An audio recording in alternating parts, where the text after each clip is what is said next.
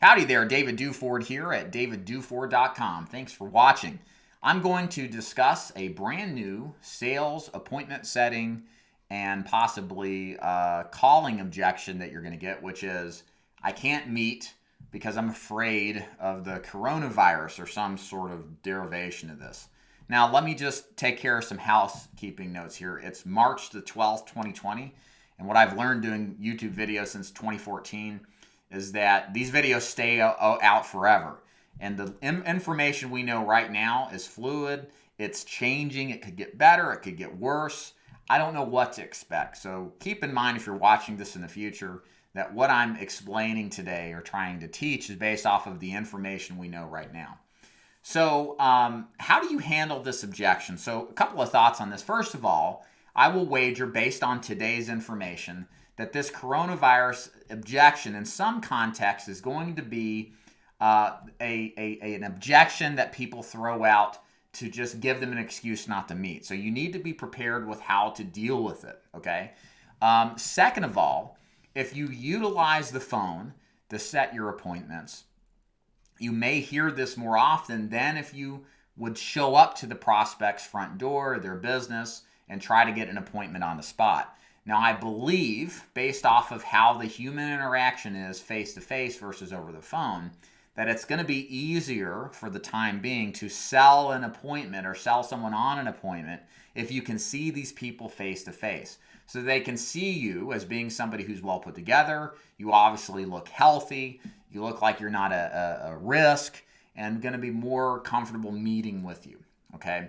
So understand that if you're going to do prospecting, a face-to-face strategy might work a lot better right now than just utilizing the phone. And if you go out face-to-face, for the love of God, please look the part. Dress up nicely, look put together. Do not let any sort of doubt seep into their minds, okay? So that would be kind of like my overall advice. Now, if you tend to hear this over the phone, if you're starting to hear this, what I would say something is as follows. Hey, Mrs. Jones, that's totally fine. A lot of people have been expressing concerns about the coronavirus, and I get that. All I need is 5 minutes. I'm in perfect shape. There's no problems here with me to deliver this information. What you do with it's up to you. How's Tuesday at 2 or would 10 be better? So I use my traditional sell the appointment close. I address it as briefly as I can, and then I ask for the appointment, okay? Now, I think what we're going to see with this particular type of objection is that what you hear after that will tell you, is the coronavirus objection legitimate, or is it just another smokescreen that they throw out? Again, what we have to assume when we're rebuttaling objections is what people say sometimes isn't what people actually think, okay? Or what they say is built on, a weak foundation and can be overcome like, okay, no big deal. So, and this tells us if the person's serious about doing this or if they're just flippant and unserious. So my suggestion is that if you're going through this process and you're using this script and they'll most likely give you another objection, that's a sign that somebody's just kind of wishy-washy. So just keep rebuttaling the objection as best as you can and closing every time you rebuttal. Now, what if you get somebody who says, no, really, I'm really concerned about this. This worries me. This does this. This does that. They start to provide some kind of substantive objection.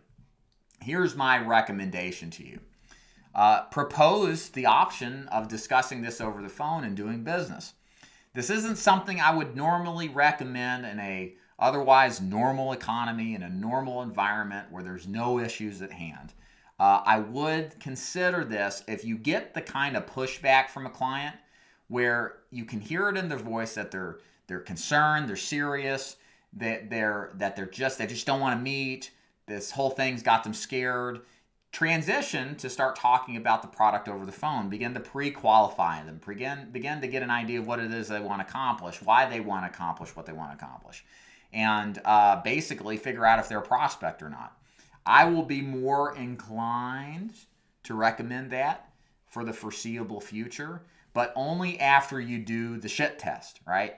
You should say, hey, that's fine. A lot of people are saying that. You're not the first, but trust me, I'm in good shape. I'm healthy. I don't want to get anybody sick, and I'm in great shape. Why don't we meet tomorrow for 5 minutes at 10, or would 2 be better? Try to do that rebuttal to see what kind of response that you get. Some of the people are just going to relax about it and book with you. There are going to be some that double down. And so that's when I would transition to this kind of quasi over the phone telesales approach.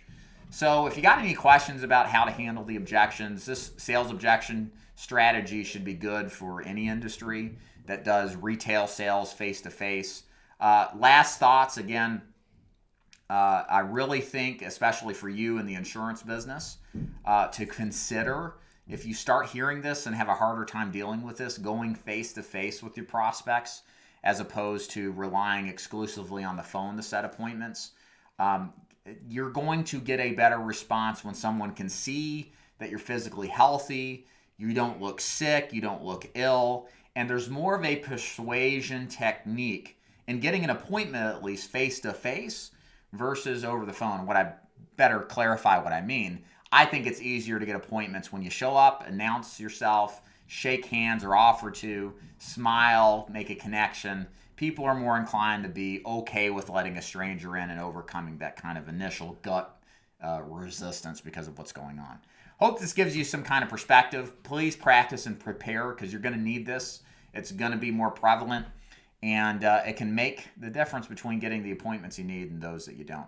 If you're interested in learning more about selling insurance and joining my agency, go to daviddufour.com and check out all my content there. Click Join Dave's Agency in order to learn how to join. Thank you for watching.